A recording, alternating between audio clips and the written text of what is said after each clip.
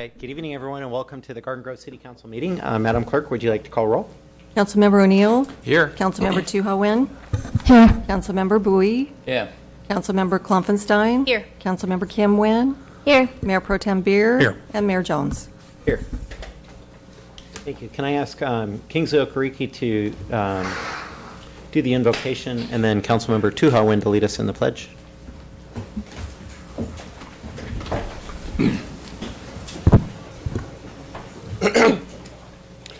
All right, we pray tonight to whatever source we turn to for strength.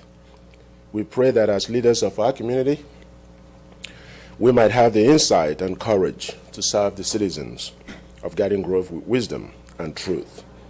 We ask for your guidance in making decisions that affect our community, ensuring that decisions made this evening are in the best interest of our city and its citizens. Amen.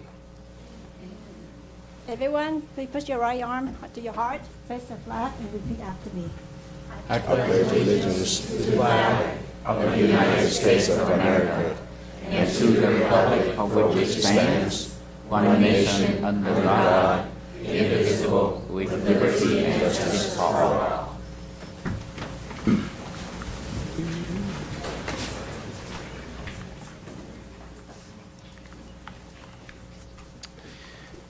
Alrighty, presentations 1A. Report from the Orange County Human Relations Commission.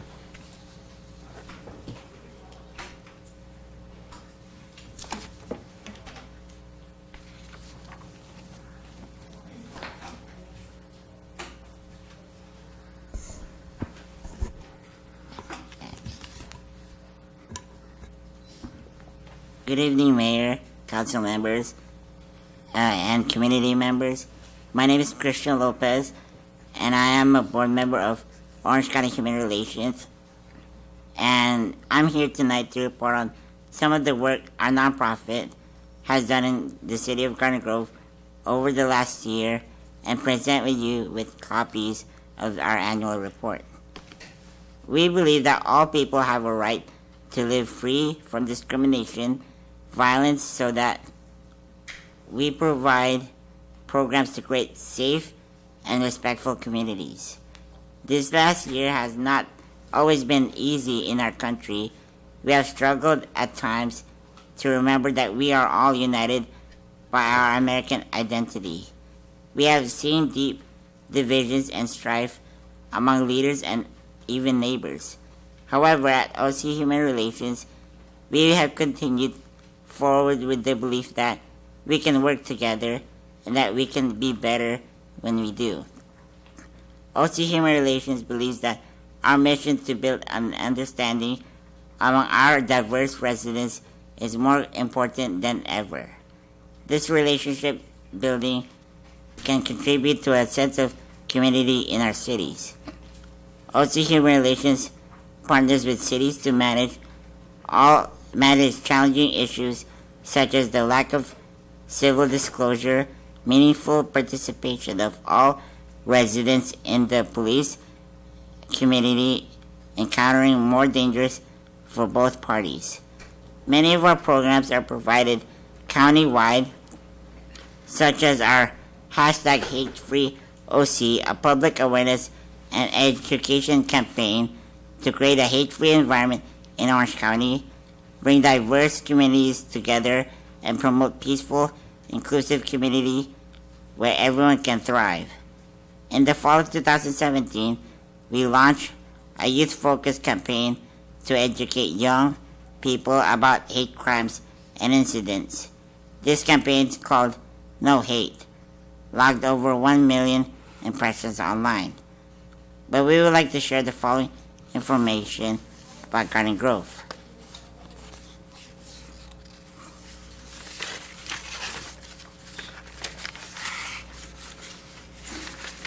We mediated 166 cases as well as 35 family mediations in the courts or community where one of the parties was a resident of the city of Garden Grove. In collaborating with Garden Grove Police on hate crimes, with individuals or community groups on hate incidents that are not crimes. We documented 1 hate crime and 2 hate incidents. We also assisted in two police community reconciliation cases in Garden Grove this year. 771 Garden Grove youth participated in our Bridges Violence Prevention Program, learning to create a safe, inclusive school climate. 3 Garden Grove youth attended the summer leadership camp, and 4 participated in the year-long Human Relations Ambassadors internship. 114 Garden Grove youth participated in our day-long Walk in My Shoes symposium at UC Irvine and Cal State Fullerton, learning about respect, tolerance, and making a difference in your school and community. We work to build a sense of community among Garden Grove residents and staff through our continual hate crime education, victim outreach, and support, as well as providing 2 restorative community building circle training for 15 people at the Garden Grove Mosque, a hate crime training for 20 residents at the Magnolia Family Resource Center, and as a panelist at the FACT conference with 300 participants. In conclusion, OC Human Relations has partnered with the City of Garden Grove over the last 25 years to bring police and diverse residents together to build a safe and respectful neighborhoods, develop positive relations among the broad spectrum of Garden Grove residents, address community conflict and strife, sustain a human relations infrastructure to serve cities when crisis situations occur. We are proud of these long-standing partnership we have with Garden Grove and so many other cities in Orange County. Together we are contributing to a safe and respectful county and building the important relationship that can be called upon in times of tension and turmoil, should they come. And if the mayor would come forward, I would like to make a presentation at this time to honor the city for your support of a good human relations in 2016-17 with the presentation of this certificate.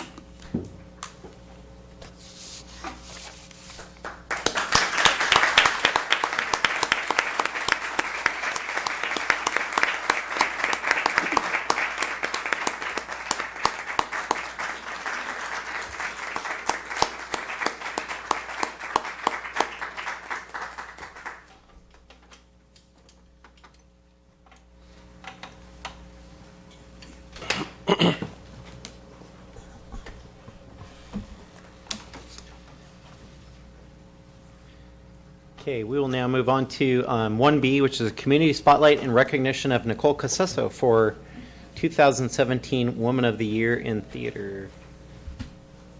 All right, Mr. Mayor, this evening the City of Garden Grove Council takes great pleasure in recognizing the Los Angeles Times Woman of the Year in Theater. Would Nicole Casesso please come forward?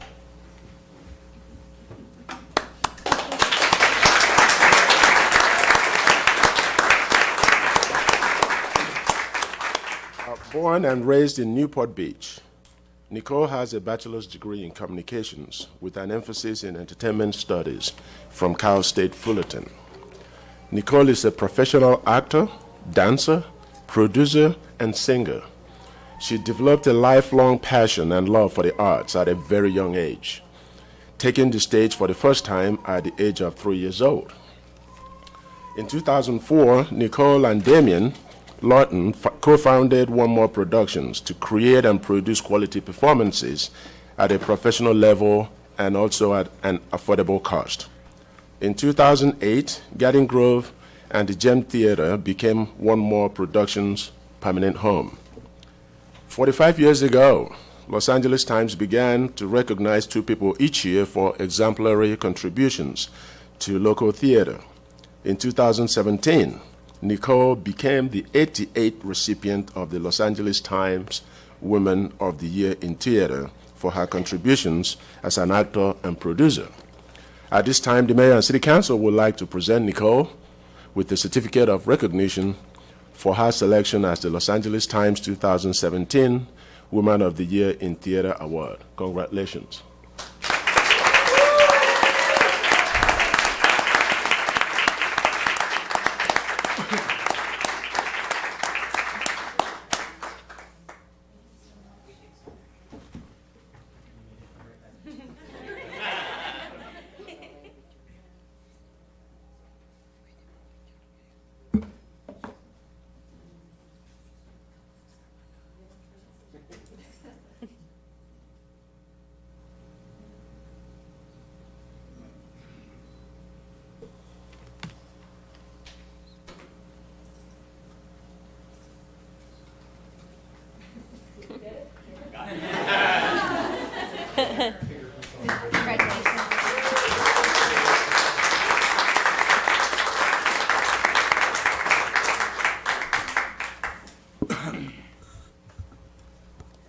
Thank you so much. As you can tell, I'm much more used to being on stage, hiding behind a character than standing up as myself, so it makes me a little nervous. But I want to take the opportunity to thank you for recognizing the work that we do at the Gem Theater. And I say we because I stand here today with my family. It really does take a village to keep the doors of the Gem open, and we're so proud of the work that we do and the lives that we touch every day. It's a blessing to get to do what you love, and I feel so privileged and honored to do that in what I consider to be my second home in Garden Grove. So we hope you'll continue to support the arts and support the work we're doing at the Gem, and we look forward to seeing you at the theater. Thank you so much.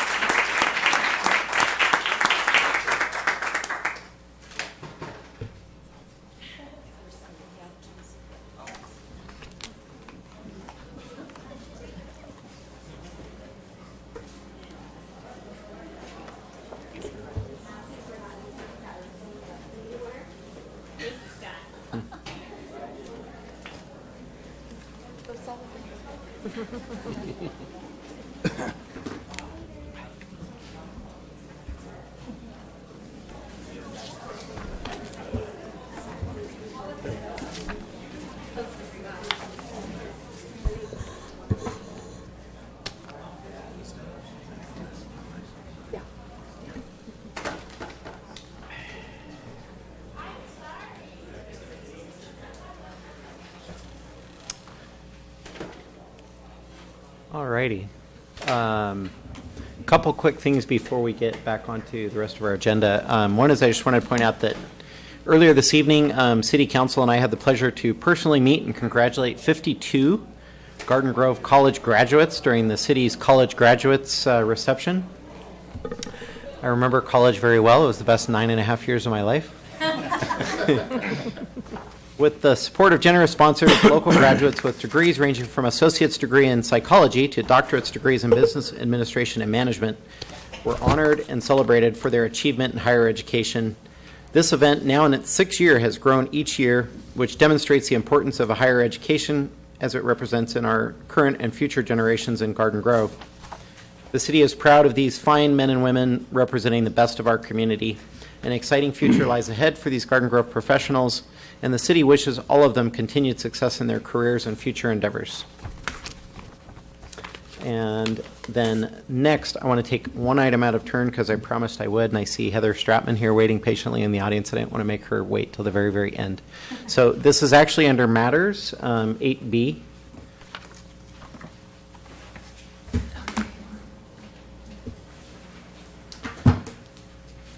And this is consideration of a resolution authorizing city staff to participate in the Association of California Cities, Orange County's regional planning efforts regarding homelessness and permanent supportive housing. So I'll ask Heather to come up, but in short, I'll just preface it by saying the ACCOC has been very active, working to, as the kind of a hub for policy in Orange County, to bring people together to have a more regional discussion about homelessness in recent years. Excitingly, that's finally starting to occur. So that dialogue has become more regional in recent months, with United Way stepping in, with some heavy-duty private sector donors stepping in. And so this resolution just sort of simply is a place marker to authorize our staff to be able to participate in that regional effort, and this is starting to be approved around the county with ACCOC's urging. So I'll let Heather speak to it, and then. Good evening, Mr. Mayor and members of the council. It's nice to be here. My name is Heather Stratman. I have the pleasure of serving as the Chief Executive Officer for the Association of California Cities, Orange County.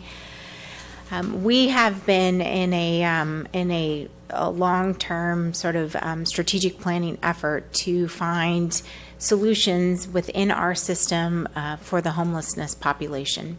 And as a part of those solutions, and in partnership, deep partnership with the County of Orange, United Way, our regional stakeholders, and all of the cities of Orange County, we determined about last year that in order to create flow on the back end of the continuum of care system, which means that if a homeless individual was to enter the system today into an emergency shelter and was therefore diagnosed with both a mental health or a chronic health condition, that permanent supportive housing would be probably the most appropriate direction for those individuals to go. Today, the county sits at 2,600 units of permanent supportive housing. Every single one of those units is completely full. So when you think of our system and flow in the system, regardless of what we have at the front end, we really don't have a back end of the system today that is accommodating to the population we need to serve. And so ACCOC is spearheading and sponsoring what you will hear frequently as the 2,700 Permanent Supportive Unit Plan. That is what is before you today. We believe strongly that if we can create, site, and construct 2,700 units of permanent supportive housing within the next 3 to 5 years, we will create immense capacity on that back end of the system. I don't want that to be confused with that being the system as a whole. We're working on that as well, both from a mental health component and a public health component, as well as transitional and emergency beds.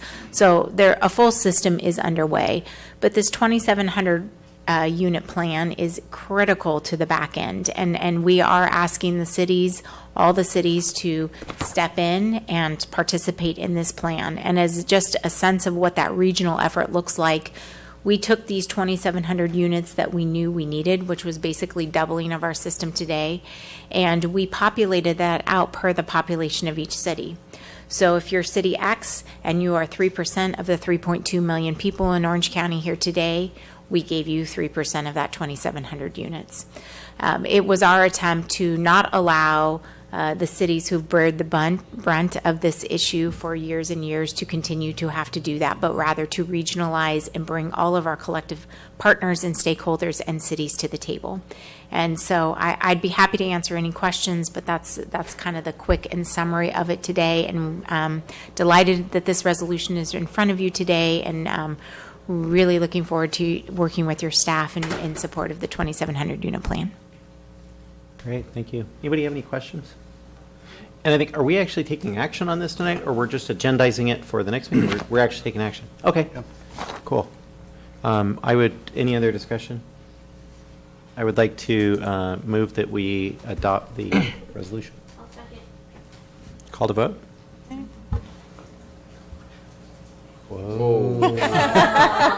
It fast, see? Wow. IT can An do inside difference. job. We got new computers. Motion received. Motion received, 7 yes votes.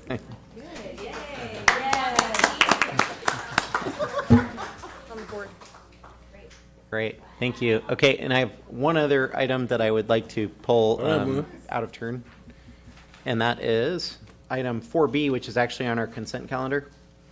And it's just because we've got a bunch of oral cards, and we've got Tammy Tran here somewhere. Where is she? There she is, joining us. So if I could ask Tammy Tran to come up, and James Peterson.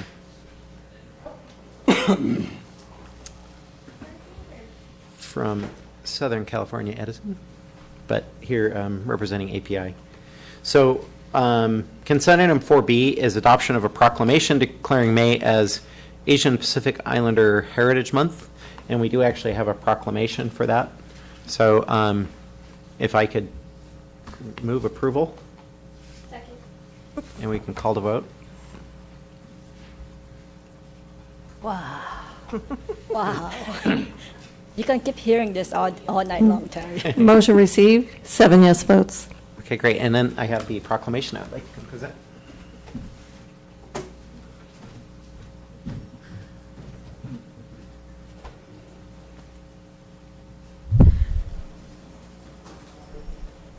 Suha can take a picture for us. Yeah, if you guys can come right up We're here. going to take a picture up here. The picture takers.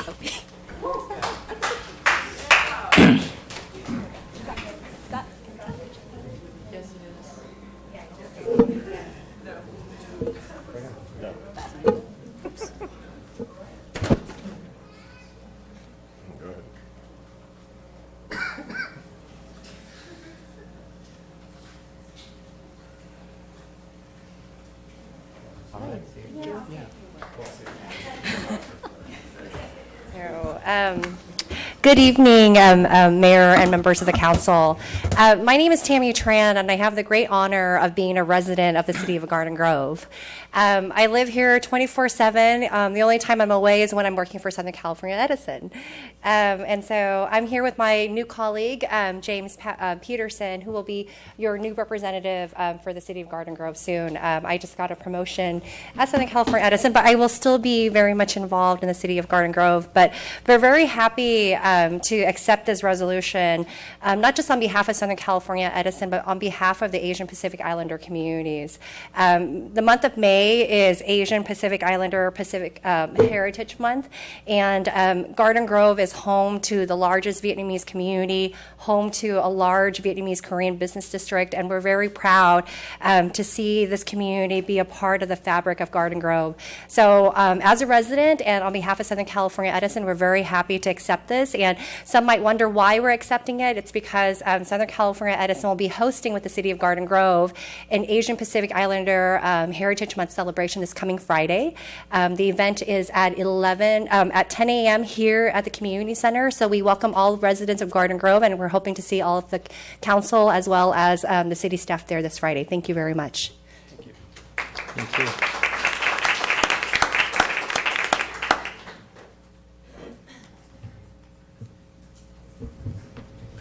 And with that, we will go back to, actually, we're going to, wait a minute, where are we? Yeah, we'll go back to oral communications. And I do have a handful of cards, starting out with Jonathan Swain.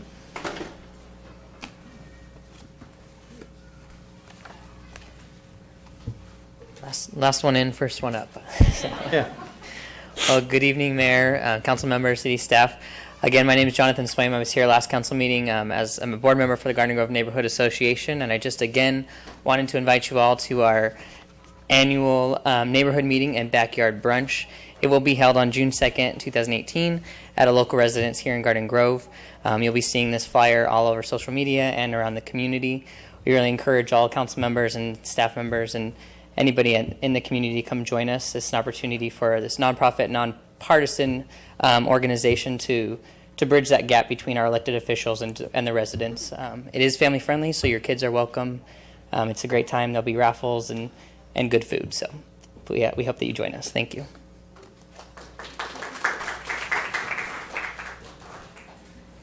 Nicholas Dibbs.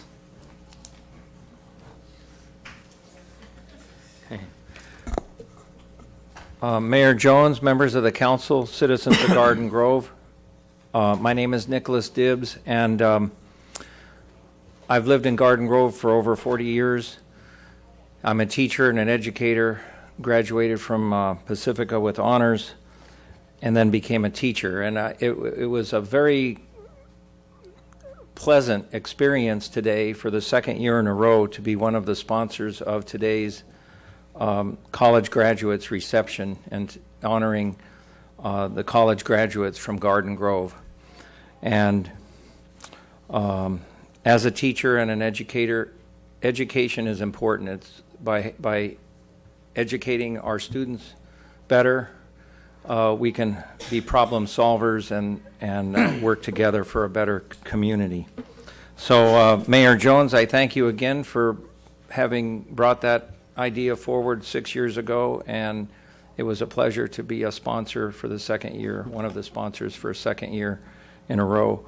And I am grateful that you and the council, as well as John Manchanchis and his staff, put that together today. Very good event.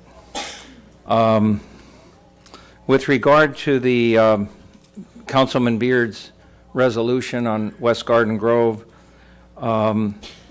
I think there could be some tweaking to it, but overall I support the concept of having some sort of business district, not just in West Garden Grove, but in other places of Garden Grove, like they do in Long Beach, where we have Belmont Shore, we have Bixby Knolls, we have California Heights, we have downtown, so we just take the same ideas that other cities are using and have to help encourage businesses in each community of the city.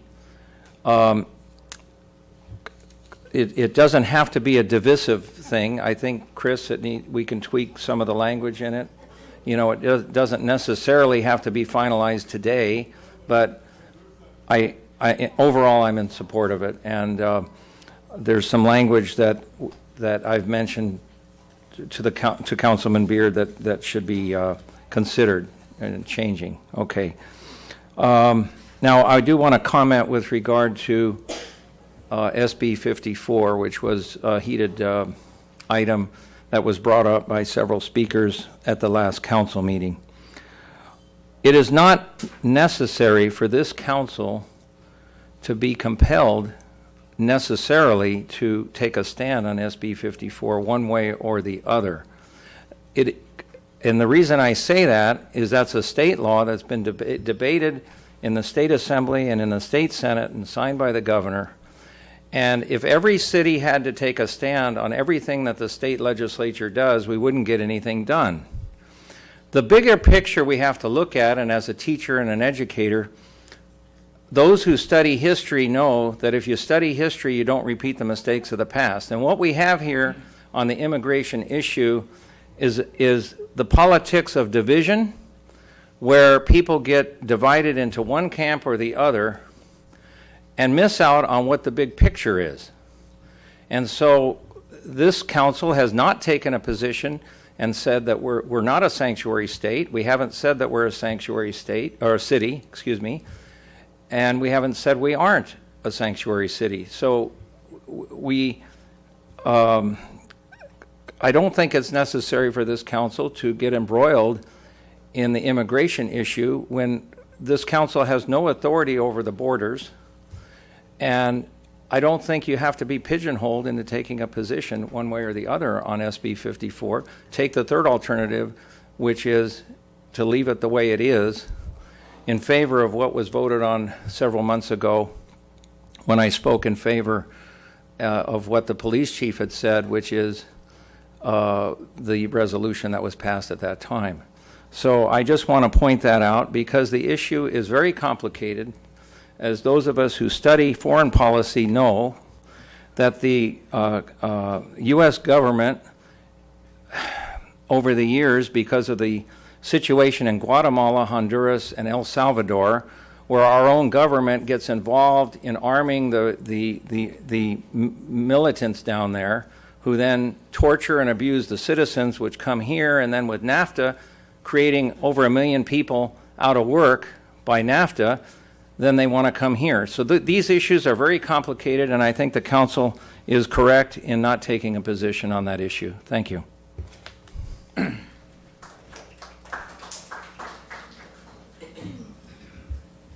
Ted Stevens, sorry.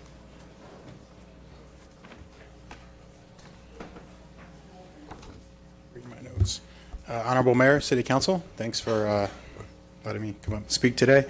And thanks for coming. I know the mayor and and some of the staff and Councilmember Beard were at a public safety meeting last week. Thank you for coming out. It was a great meeting. We had a great turnout.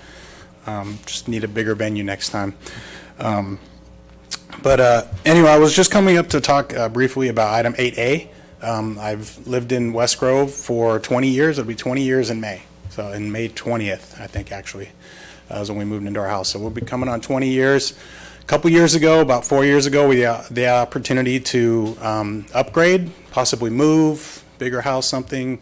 But we love our neighborhood. We love West Grove. We love the city of Garden Grove.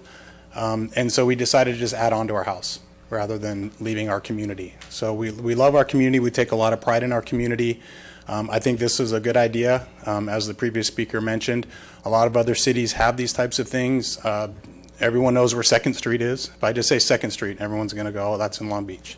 They all know. So it's a similar thing. There's 4th Street. There's all the other, there must be 100 different communities in Long Beach.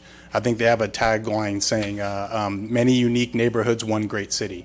So there's nothing wrong with having that. It doesn't mean we're putting a wall up. It doesn't mean we're trying to be divisive. It's a way to help sell the city, possibly bring in some businesses, sales tax revenue, which would be good for the city.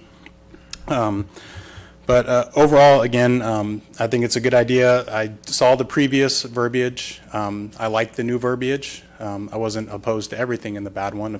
In the previous one, a few things maybe, but I think the new one is great the way it is. I don't think it needs to be tweaked. I think hopefully you guys will support it and approve it tonight. And I just want to let you know, I know there's a lot of people in our community that support it, and we hope that you'll support it too as well.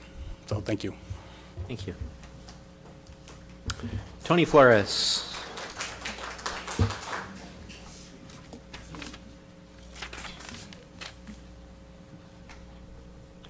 Good evening, council, staff. I'm Tony Flores. I guess I'll just start off with the SB 54. You've seen the emails. You need to take a stand on it. It's an oath you took. It's about the Constitution. We all know that Garden Grove isn't a sanctuary state. What came out of Sacramento is disgraceful, and you folks have sent letters before and other things that are far less compelling than this. So you need to stand up and you need to do something. I know you've already said you're not going to, but if you're going to take a wait-and-see attitude, the word on the street out there is your wait-and-see attitude with crime, your wait-and-see attitude with our budget, your wait-and-see attitude isn't working. It's not working at all. And if you were at that meeting on the 30th, and so were you, and I believe you were there too, and you heard what the chief said, our crime's out of control. They're going to come knocking on our doors asking us for help because of your indecision, your lack of action. That's not good for any of us.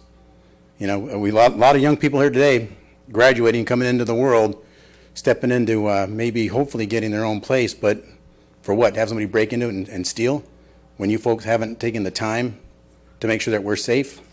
And again, this is coming right from the chief. You guys were in that same meeting. Mr. Andrew Doe put on a great show there, but you all heard him. When I asked him what his plan was, he said he didn't have a plan. He spent 10, 15 minutes telling us what he's been doing with the homeless, and then he said he didn't have a plan. Incredible. I mean, embarrassing. And you folks just sit there and say and do nothing. And speaking of which, too, on that mailer, you folks have seen the item that's on there, using public dollars to put your names out there. I think you might have an issue with that. I'm not totally 100% sure, but the FPPC will make that decision, and then we'll see what we're going to do from there. As far as the things that we should be doing here, concentrate on crime, lowering our high-density housing, addressing the homeless. I sent you a email earlier this week, I believe it was, with the cart that was parked there on Huntley, never seen before in West Garden Grove, and there it is. I'm not sure what you're going to do with that. I mean, you're our quote-unquote West Garden Grove district council member. You need to answer the folks out there. It's not good. Regarding the West Garden Grove proposal, there's nothing wrong with the initial resolution. There's nothing wrong with using the term All-American when we're in the United States of America.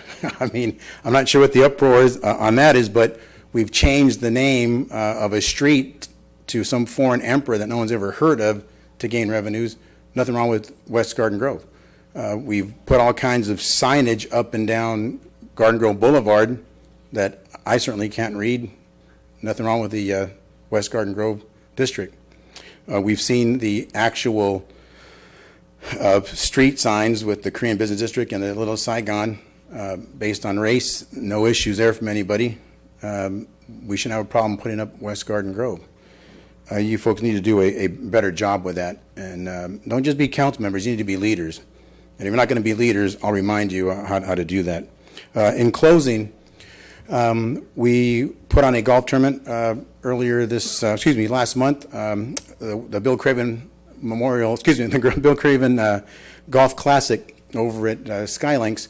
We were able to raise enough money. We cut a check earlier this week to the football boosters at Pacifica for $1,526.60. We hope to double or triple that next year. Any case, thanks for your time. Charles Mitchell.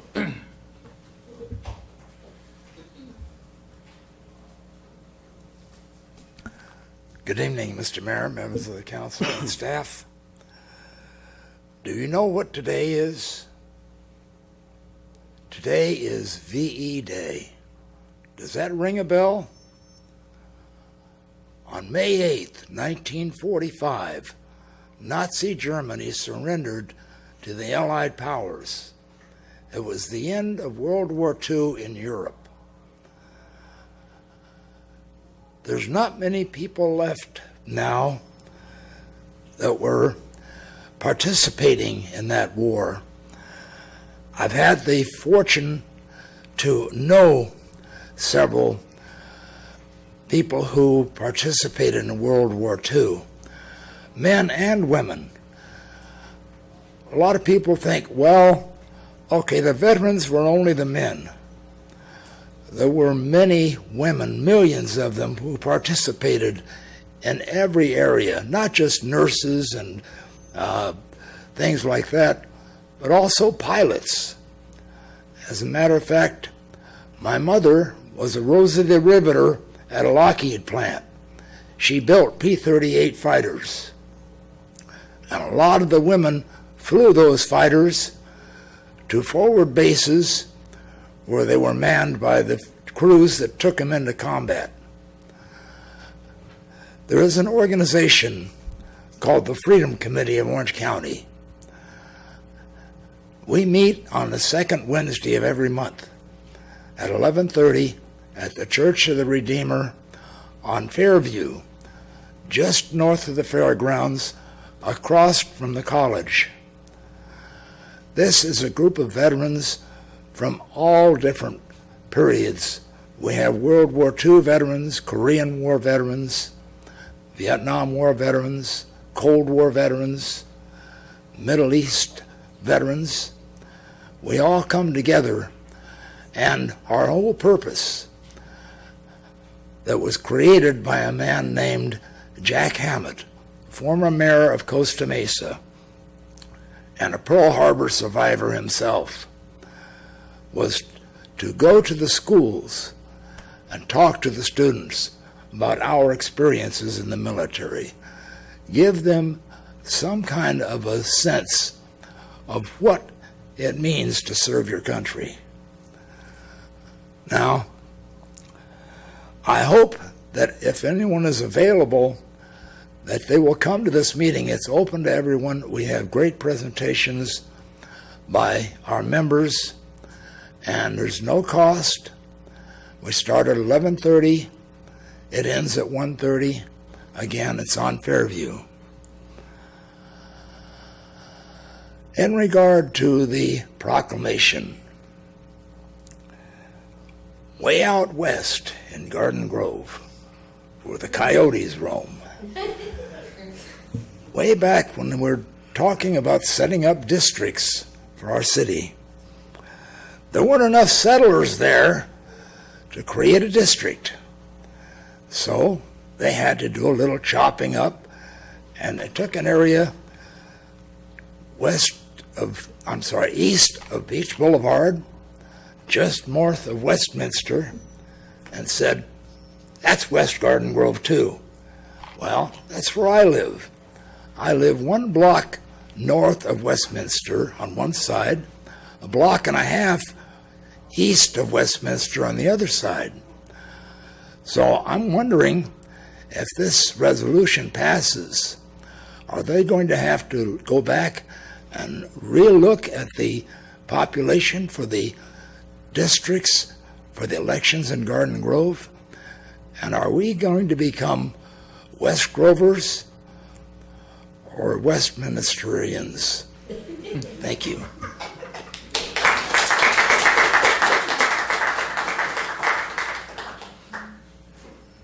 Scott Harrison.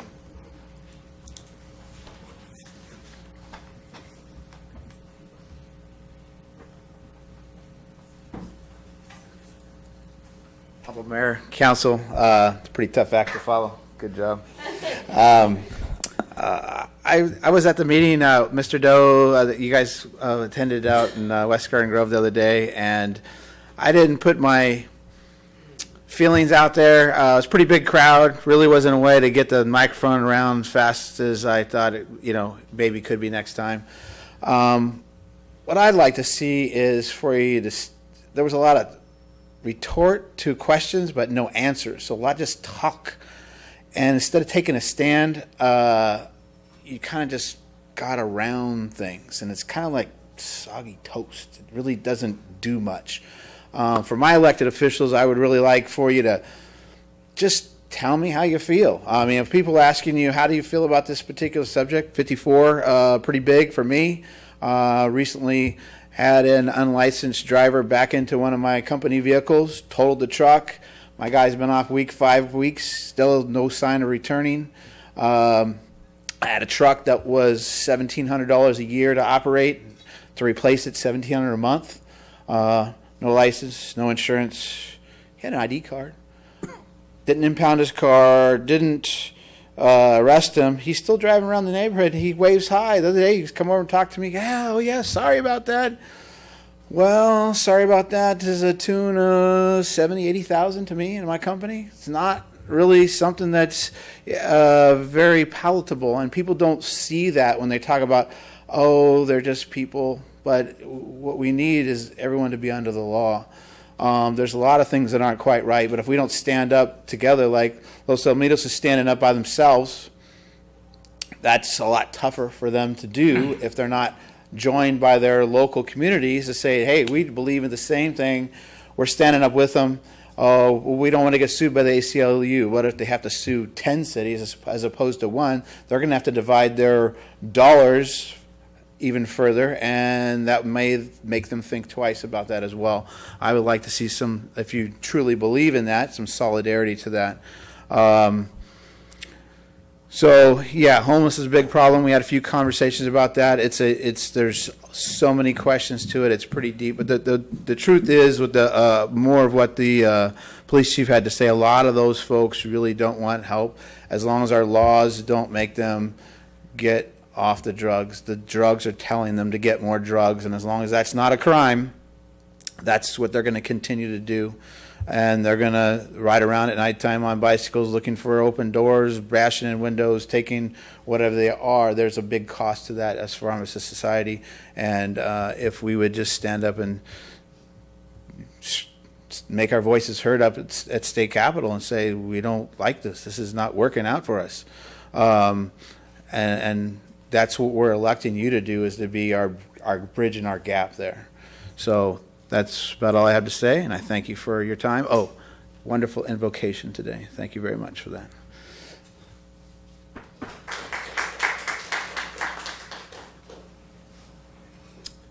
Lenore Albert Sheridan.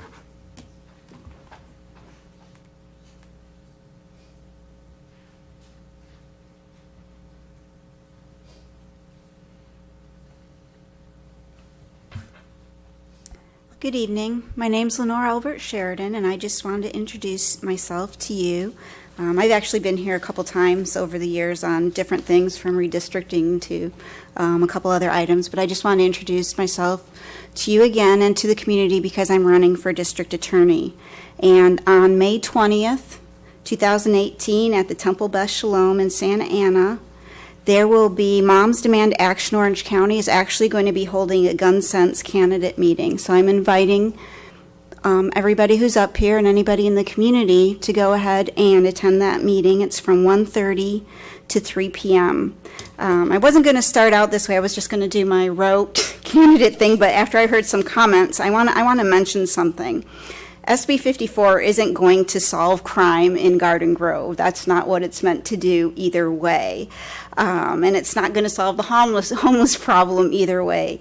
But there are diversion programs that exist. I went to Federal Reserve, held a program. $16 billion of programs are out there with grant money to come into local communities like Garden Grove. There are programs that have already worked to reduce crime by up to 85% that LA County has instituted. There's only 7 people that went to this. It was a weekend seminar. Only 7 people from Orange County. None of the other candidates or the incumbent went to this. If I'm elected as district attorney, I plan to bring these types of programs into this county and release them to the cities so that you can use these, because these things actually work. And when you talk about reducing crime by 85% in LA, there's no reason that that couldn't work for Garden Grove also. But a little bit about myself. My name's Lenore Albert Sheridan. I'm running for district attorney. If I win, I would be the first female ever elected in Orange County as district attorney. We've never had a female elected district attorney before. I'm a consumer protection lawyer. I've ran my own law firm for 17 years. I've also done civil rights law. In 2011, I'm known for stopping over 1,000 foreclosure sales here in the community against Wall Street with very little resources. I also have experience reorganizing government. I assisted reorganizing the government of Turkmenistan. So the DA's office is over 900 people, has 50 different units. I actually have the experience to actually reorganize that department. I promise to strongly uphold the law, of course, when it comes to reducing fraud or corruption that targets consumers. I also will take on big polluters, traffickers of women and children, domestic terrorists, and those who misappropriate public funds. Now, rumor has it, and I have not, I only saw this in an article like everyone else, that there's $700 million sitting there at the Board of Supervisors to assist with the homeless situation. And I request, and I've requested this of other city councils too, at least send an email, send a letter over to the Board of Supervisors, ask them, confirm it. Confirm or deny, is that money actually there? I do know in 2016, I've been to a couple of these, they list off 4 different laws, that were passed here about money, this, that, and the other. There's one that I was missing, and it was one that was passed in 2016. And that was our House the Homeless project that was passed by the state legislature, and our tax dollars went into that in 2017. I'm pretty sure that's separate from the $2 billion that's sitting in Sacramento right now in that lawsuit that's being held up. So start asking those questions. The cities deserve that kind of support. If your taxpayers have paid that in, get it back out. I'm the most educated of all the candidates. I received my degree in economics from CSU Long Beach, my Juris Doctorate from McGeorge School of Law, and I received an international law certificate in Salzburg, Austria. So I would just ask for your vote. If anyone wants to look up my information online, it's at lenorealbert.com, LENOREALBERT.com. The only thing you'll see on the ballot is my name. I was sued by all sides, tried to get my name off the ballot. The only thing that's left on that ballot is my name. So you have to go online to find my candidate statement. It's kind of tricky to do. So, but it is there, and I thank you very much for your time. Thank you.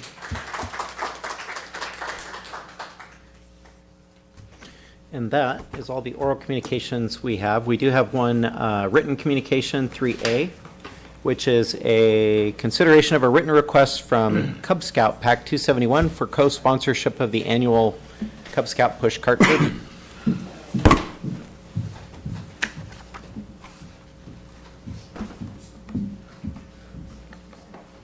Good evening, Mayor and members of the City Council.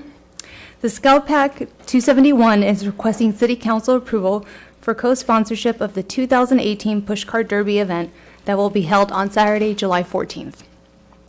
The Cub Scout Pack 271 is a nonprofit organization based in Garden Grove. Each year, the Cub Scout Pack coordinates a Pushcart Derby event that requires closure of Springdale Street south of Lamson Avenue. The event is open to all Cub Scouts in Garden Grove and in Orange County. Co-sponsorship for the Pushcart Derby event will have an impact on the city's general fund. The cost to provide staff support to close city streets is approximately $5,100. The association will make a contribution of $1,000 towards, disregard that. Staff recommends that the City Council consider the request from Scout Pack 271 for co-sponsorship of the Pushcart Derby event. I'm available to answer any questions you may have. Thank you. Any questions of staff? Just quickly to go over the cost, the $5,100. If we could talk a little bit about, obviously it's to close the streets, but what else is in? It is only for public safety, so it's for our police officers for the duration of the entire day. We have to close down starting really early, about 6 a.m.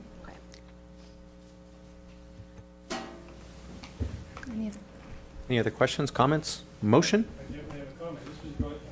It's been going on for the last 16 years. It's probably considered a legacy event for the city. It's well established. But just to highlight a point that you made, it just doesn't cover that end of town. It's also the entire city of Orange County.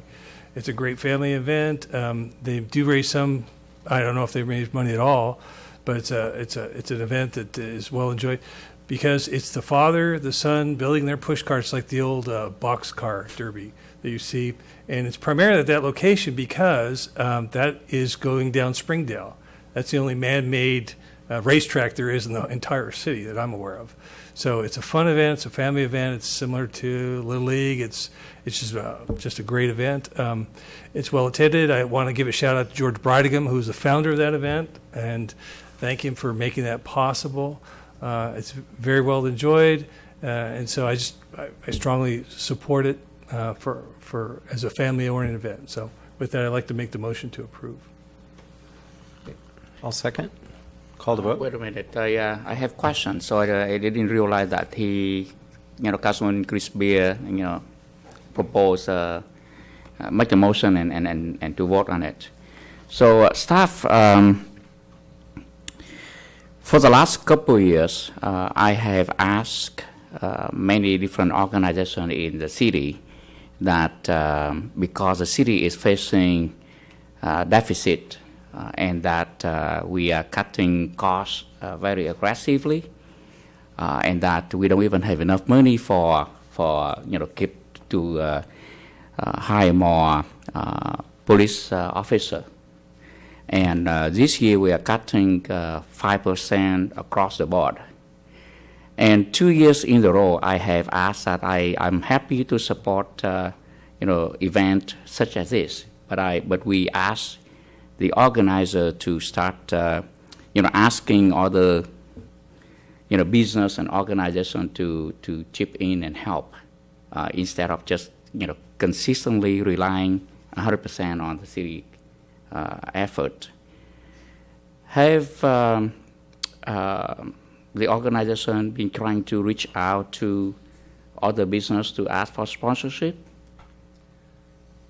Not that I'm aware of, but I would need to discuss that with the organization. So I know that it is a lot of just families that come together for this event. There isn't really any money raised.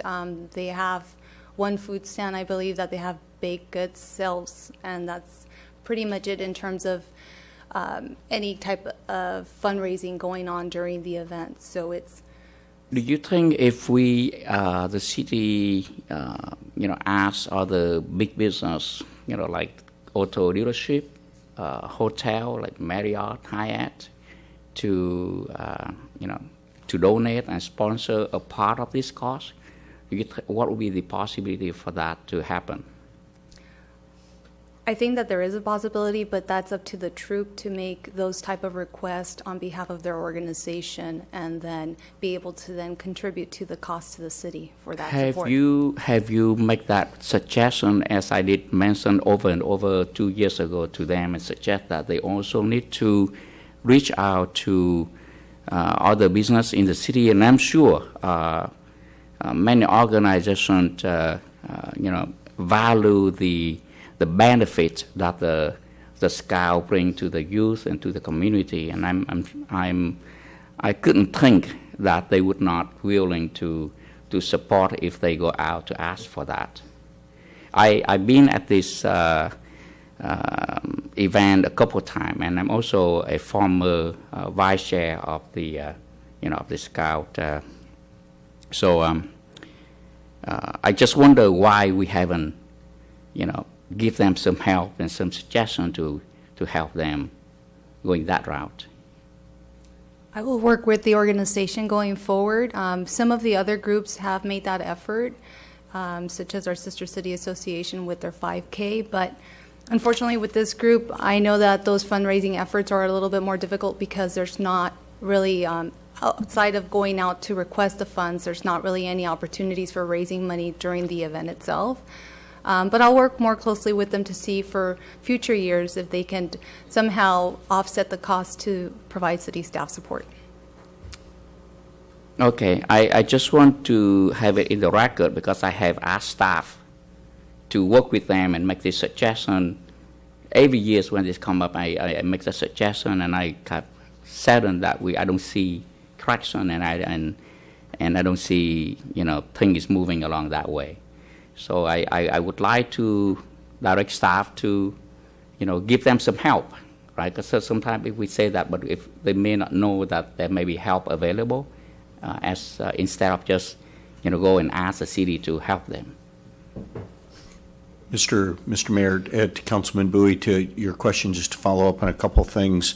We're in the process. We've had a couple requests from council members to give you an update on all of the events throughout the year where we've done waivers or things along this line. So we're in the process of preparing that list for you. I think there's 8, 9, 10 events like that throughout the year that we do. So we're going to get you that list, and we'll work with the community services, myself, my office, to make sure that we reiterate to all of those organizations that, the council is looking for us to figure out ways to increase sponsorships, reduce dependence on the local government for it. So we'll continue to work with that, and we'll get you some of that information about what we've got.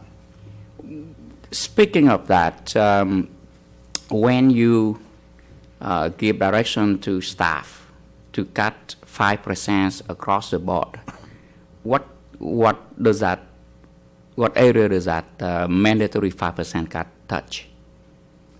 Well, all of the departments are in the process right now of sharing with us their 5% reductions. We're going to be coming to council, I think, the second meeting in June to review those reductions. It's factored into the budget and what we're preparing for the second year. So we'll be talking more about that next month in the budget. Okay. If that would be the case, I would like to make a alternate motion, because I believe this is the right principle that, when we have to tighten the belt, we need to tighten the belt across, the entire organization. So I'd like to make an alternate motion to approve this amount at only 95%. Because I would like to, the 5% cut would be applied to all of the programs that come across to the city as well. I don't know if that's clear to the staff. So 95% of the requested amount. Right. So you want the organization to pay for 5% of the 5,100? Correct. Is that okay? Yeah, that would be the alternate motion. Is there a second for that alternate motion or no? If I can just chime in quickly before we decide on this. I think I agree with the councilman that I think this is something prudent to look at for the future. But for this, I would prefer to maybe see this go through at this time, since this is we're just now discussing this. Again, I think it's important, and I think it is something that we need to look at, considering all of our budget cuts and the deficit and everything. But I wonder if the fairness level of throwing this at them this second. I don't know if it's the appropriate mechanism. I don't know. I mean, I want it. I like I said, I agree with you, and I think it is important, but I don't know if right now, if for this particular year, if that's fair. But my question is, why is it that that every group assume that if they ask something that they are 100% will get it, right? So I don't think we are the obligation. Yeah. So the question of fairness, I don't think is applicable here. And 5% is not a big deal, right? 5% of 5,100 is how much?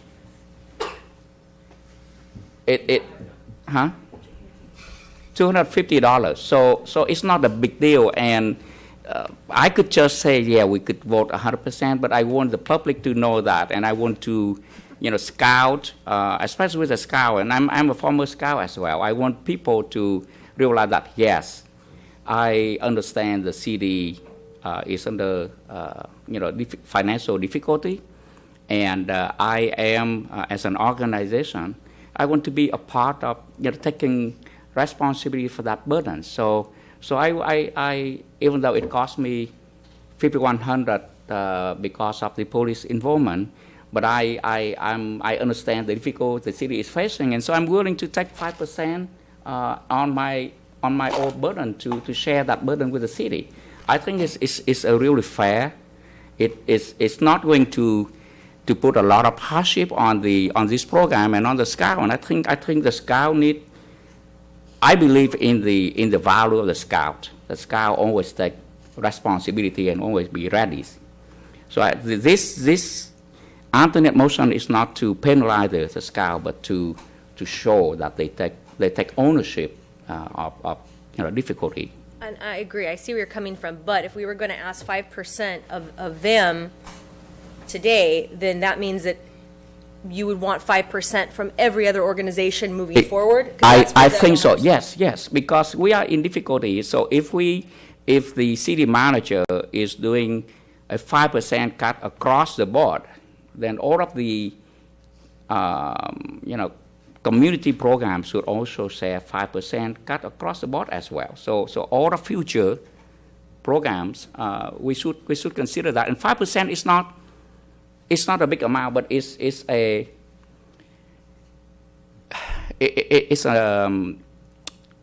gesture that you also share the responsibility with the city.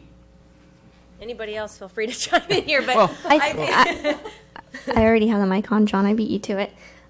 So I will say that I agree with the sentiment, but I don't think we should move forward with it as it stands today. I think we should start letting our community members know and people who rent our facilities out, knowing that moving forward, starting January 2019, we will be charging them X amount % of what it actually costs when we waive those fees. I don't think it's fair to do so when they have a month to try and garner the funds, even if it's only $250 or $500. And I get that we're doing 5% cuts for our departments and we're strapped for cash, but then we approve $15,000 to repaint bus benches. So it doesn't really make sense to me that we're going to take revenue that we were supposed to be keeping that could have been used to help promote these events. Why don't we just use the $5,000 we're supposed to be getting now that we've spent the $15,000 for the bus benches and give that to the Scouts? I mean, if we're really going to be about that, then let's set that standard now and let staff know moving forward, plan as such, and stop, being wishy-washy with these decisions. Well, I totally agree with the Councilwoman Stephanie and Kim. I think this is not fair at this moment because it's already, the Scout already prepared, to us waiting for our decisions and moving forward. I think that in the any activities, community activities in the future, absolutely we should let them know ahead of time to anticipate. Will be the 5%. John. Yeah, the same sentiment as Councilman Nguyen. I think we need to give all the groups a little more time. So we can look at the material that we get back from the city manager, give these groups more time. Hey, we need help here. If you want to request forgiveness of some of the expense, we expect you to do 5 or 10% to raise that money somehow. But we need to give them 6 months or a year to do that. So I'm all in favor of doing it later, but right now it's kind of, I hate to pick out this one group and kind of, just select that one group. How about this? That 5% will be on me. I would like to start something that would be good. It would be a good for the Boy Scout to be a model, and I will be happy to be the first one to donate to this event 5%. So that from now on, next year they will, try to ask for some other business 5%, and I will be happy to donate that 5%. But my only concern would be the 5% of the rest of the groups from now until December, the 5% for those, to be fair. That's just me. That's what I'm just throwing it out there. I think we need to give them a little more time to prepare, and I don't think. Well, the other groups should have enough time, right? To I don't know. I don't know what's on coming. We always have to start. We don't know what's on the horizon in the next. But I agree with anything you. on the horizon. There's always, Yeah, strawberries. stomp, That's already there's been always approved. Request to use CMC. There's always requests to whatever. And So- besides, I think we should be more consistent. Yeah, I Because this agree. right out of nowhere, throughout, and we need to Agree. be consistent throughout the times. And I also think it sends a funny message back to this organization that, well, you asked for 5,100, but we're going to approve you for 4,850 for folks within the Cub Scouts that didn't pay attention to every single word that was said and follow the exact logic behind it. So, I mean, I would suggest we just go back to the original motion. We approve them for the budget they asked for this year with clear direction to staff that going forward, let's urge groups that come in and ask that try and push back a little bit and suggest that they go out and get private donations to subsidize, to back off the city subsidy requests going forward. Just to follow up, I agree with that. I want to go back to what the city manager said. The report is coming. It's going to detail all the events or all the activities and all these groups that we're going to see. So let's look at that before we start changing policy around. Like I said, this is a legacy event. It's been going on for 16 years. I'm okay with the principle of charging groups back. If they can't afford it, then they don't have the event. So that's it. Principle, one of the Scout laws is be thrifty, and that's what they have to do. So I think let's wait for the information to come forward before we start changing policy all around or establishing new policy. So I want to stick with my original motion, and I didn't hear a second to that, so I think we're still at the original motion. No, actually, Mayor Jones seconded the motion. No, I did not. Oh, you didn't? No, I said, is there a second for that motion or not? That's why I would say, why did you pop it up on the screen? Sorry. So the substitute motion actually died for lack of a second, and we're back on the original motion. Call to vote. Well, I thought you seconded his original motion, I- and that interrupted. Can we double check? Well, I'm sorry. Well, I did. I seconded the original motion. Is that what you said? Yeah. Right. But And the there's- substitute motion never got seconded, and it popped up on our screen for vote. That was my bad. Yeah, okay. I just, for clarification though, for clarification, I do agree that going forward though, we need to look at a policy change. So is that Yeah. going to be part of now the original motion, or does that No, need to be a that's a substitute completely motion? separate topic. Okay. But that, I want to make sure that But that is, It's a completely separate topic, but I think staff got the message during the conversation that that's the instruction. I mean, we could bring it back up under matters if we want to formalize it, but I think the, Do you want? I have a question. Do you want to consider that voting yes for this with the condition that we are going to look at revisit that, or you just don't even? no, I thought concern? that's what would make the most sense. Then it's, Let- that's let- providing that direction. I just want clarification. So we have a motion and a second on the original motion.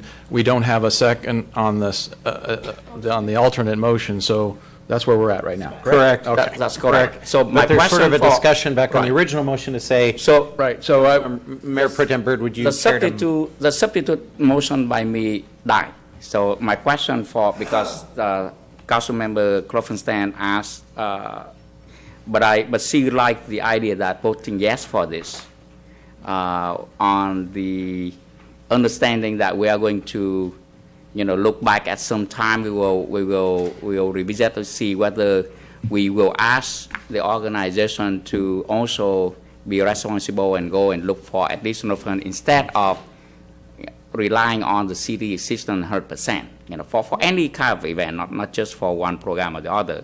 So my question for Councilman Klopfenstein is, do you want to make a substitute motion that we approve this 100% with the understanding that we are going to go back and revisit that and ask future at some special time to be more responsible for asking other business to help instead of just relying on the city? Because the reason this is important because every single year we discuss this and we never take a formal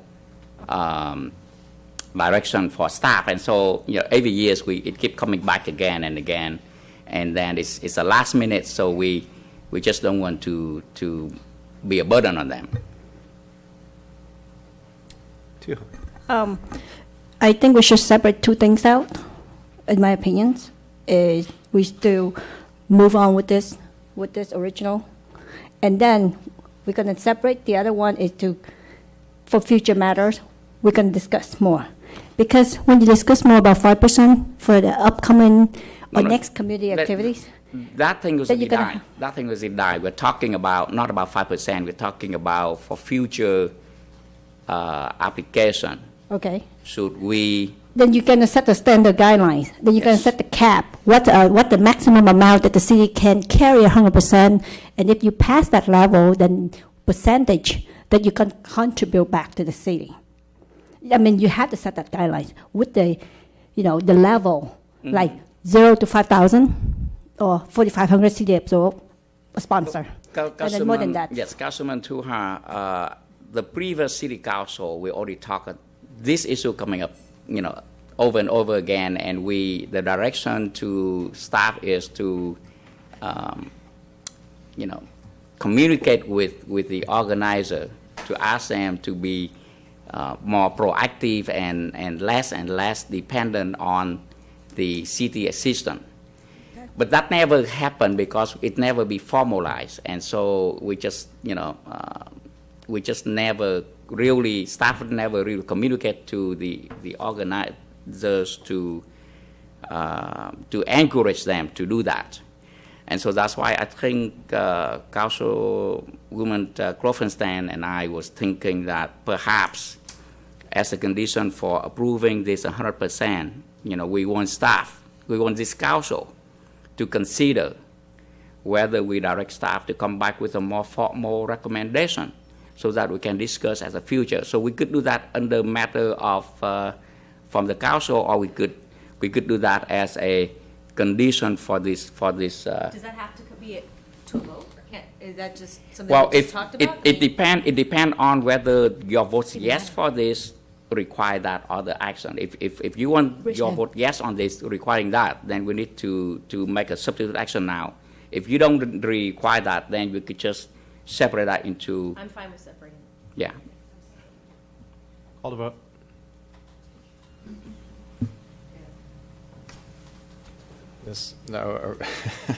Okay, got it. This is on the original To approve motion? the Original motion, request. because there was no second on Yes. Just want to make sure. Yes. Motion received, 7 yes votes on the original motion. Okay, we're going to recess and conduct successor agency. Madam Clerk, would you like to call roll?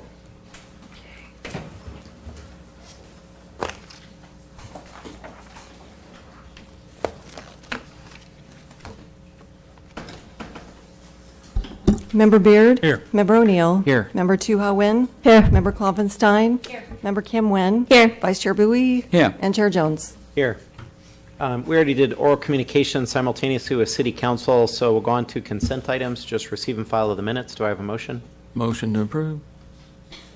Second. Call the vote.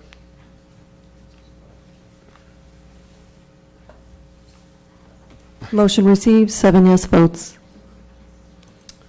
Thank you. Public hearings, 3A, we, on a technicality because of noticing, I think we missed a day or something in terms of the noticing being sent out. So we have to continue this to the next meeting or to a date certain, or how do we? That's correct, Mr. Mayor. You can refer this on to the first meeting of City Council in June. Okay. Do we need a motion to continue it, or it's just? We don't need a motion. It'll be Okay. renoticed. Great, thank you. Any matters from agency members? Seeing none, we'll adjourn back to City Council.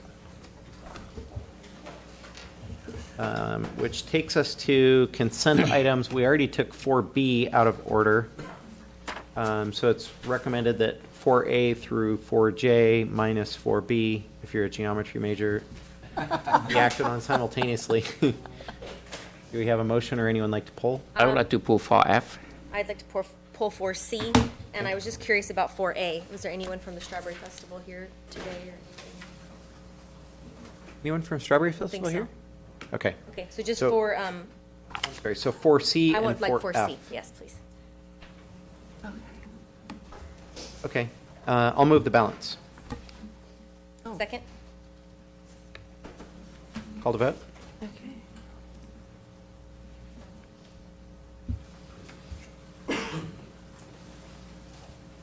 Motion received, 7 yes votes. Okay, 4C. My reason for pulling 4C is just some discussion that I saw through different residents on Facebook asking questions about it. Obviously, the Gem Theater is a very important and special thing to the city. So I just thought it'd be nice to give the report and kind of explain what's going on, just to keep the public in the loop. Okay. Good evening, Mayor, members of City Council.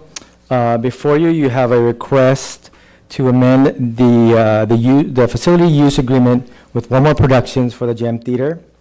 The Gem Theater is Garden Grove's historic playhouse. The theater's current tenant is One More Productions and is an award-winning theater company in Orange County.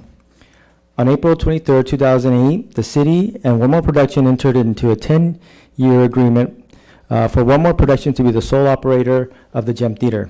In exchange for providing $150,000 in capital upgrades, One More Production operated the Gem Theater rent-free for a term of 10 years.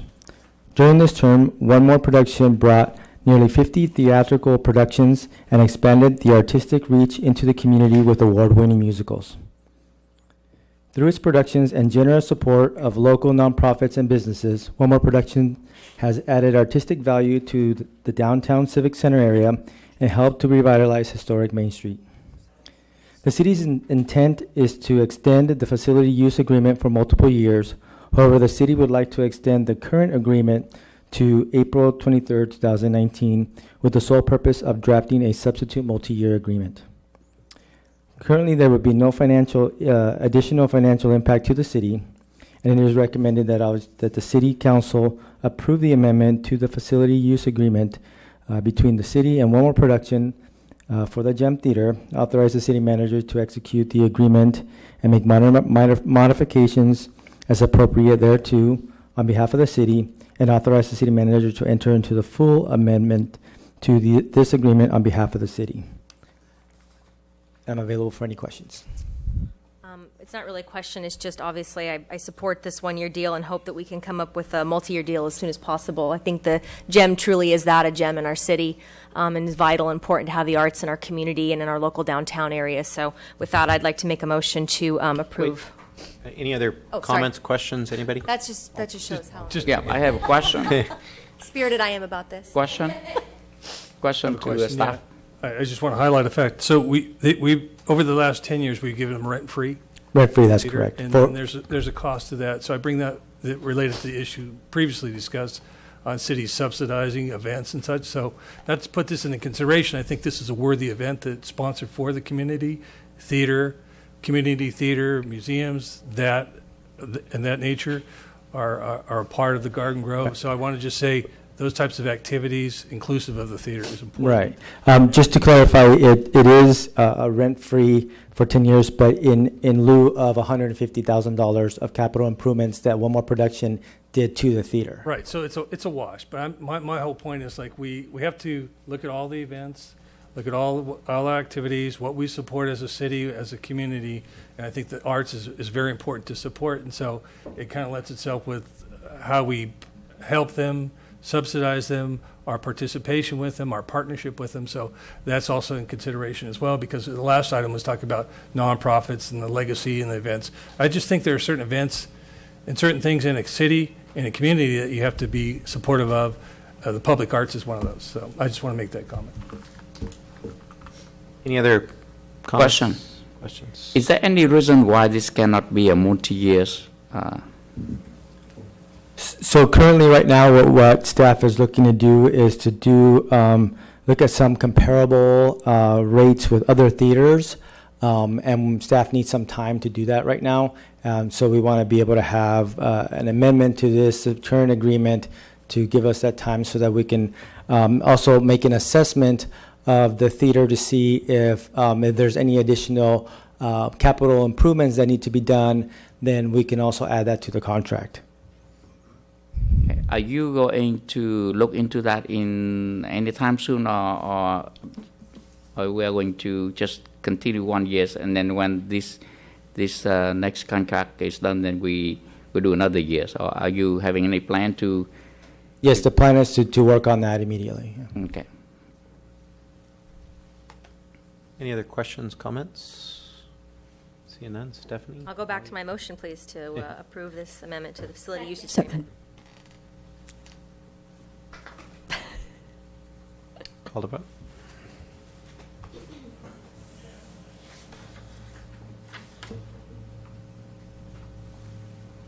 Motion received, 7 yes votes. Okay, 4F, Fat. Yeah, I'm pulling this off just to make note that I would like to commend staff for pursuing the buy local in Garden Grove, and with that effort, with the